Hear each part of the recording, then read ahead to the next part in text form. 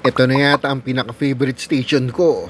Welcome to our second station, Chicken Joy Warmer. Siyempre, hindi makukumpleto ang Jollibee Kitchen kung walang Chicken Joy. Itong warmer na to ang cute-cute no? Pero parang mas panalo yung tong at yung bucket.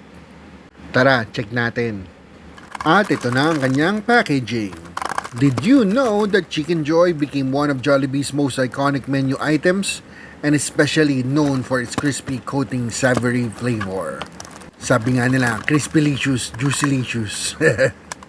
Ito na ang ating warmer. Medyo parang sira yung sa atin, no? Ayun, nakabuka.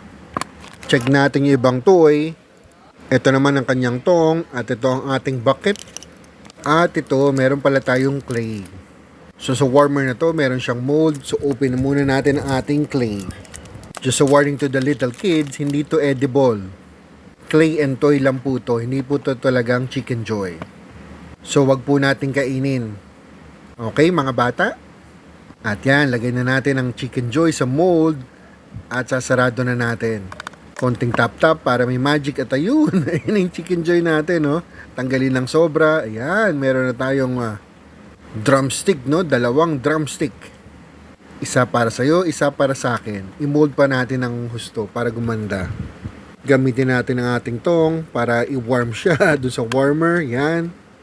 Tanggalin ang paper at i-turn on. Uy!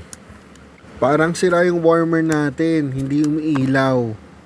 Siguro nabaksak to, no? Kasi nakangat nga yung isang parte, oh.